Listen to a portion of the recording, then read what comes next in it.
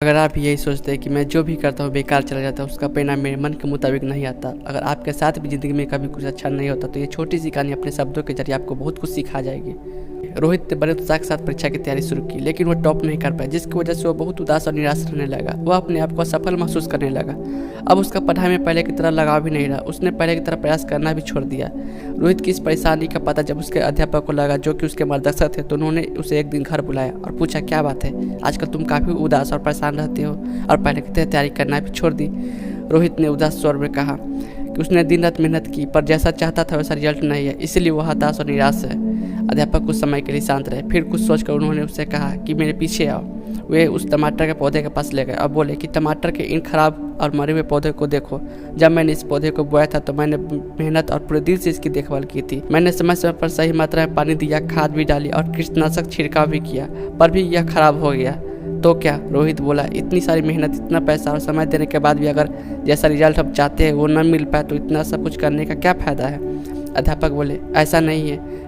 फिर उन्होंने एक दरवाजे की तरफ इशारा करते हुए कहा, एक बार जरा इस दरवाजे को खोलकर देखो। रोहित ने दरवाजे को खोला और देखा कि सामने बड़े बड़े टमाटर के ढेर पड़े हुए। उसने पूछा, यह सब कहाँ से आए?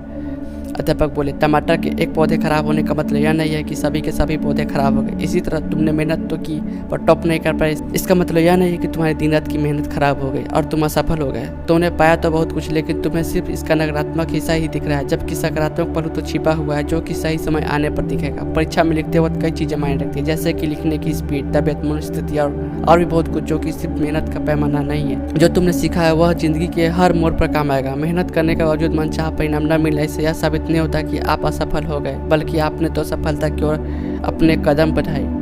थॉमस अल्वा एडिसन ने भी एक बार में ही बल्ब नहीं बनाया था। वे तो एक ऐसे इंसान थे, कभी यह विचार ही नहीं किया कि वे असफल हुए। 9,999 बार तक भी असफल रहे, बल्ब नहीं बना पाए। आखिर में 10,000वीं बार प्रयास में उन्होंने बल्ब का आविष्कार करके दुनिया के सामने रख दिया। उनका माइंडसेट तो इतना स्ट्रांग था कि वे कभी यह नहीं सोचे कि असफल हो रहा हूँ। उनके मुताबिक 9,999 तरीके जान के जिनसे कि बल्ब नहीं बनाया जा सकता है। जैक मा, जिनसे कि मैं भी खुद प्रभावित हूँ, उन्होंने न जाने कितनी बार जॉब के लिए अप्लाई किया, पर हर बार उन्हें रिजेक्ट कर दिया गया और यही बात उनके लिए एक प्रेरणादायक बन गई।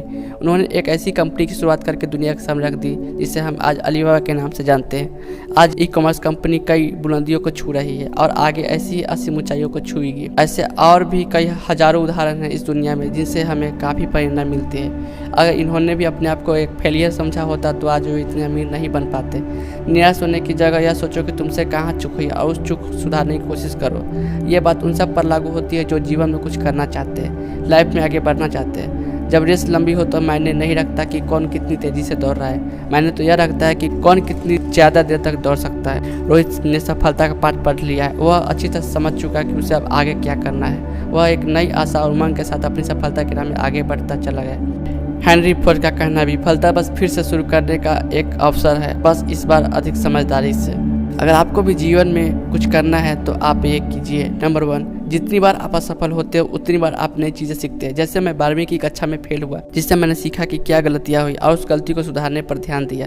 नंबर 2, असफलता ही सफलता की कीमत को बतलाती है। 12वीं की परीक्षा पास करने पर दिल में जो खुशी हुई उसे मैं शब्दों में व्यक्त नहीं कर सकता। नंबर 3, कभी मत कहो कि असफल हुआ, कहो कि आज मैंने कुछ सीखा है। अगर मेरा वीडियो अच्छा लगा तो प्लीज़ मेरे वीडियो को लाइक करें और ऐसी कहानी सुनने के लिए मेरे चैनल को जरूर सब्सक्राइब करें। धन्यवाद। जय हिंद।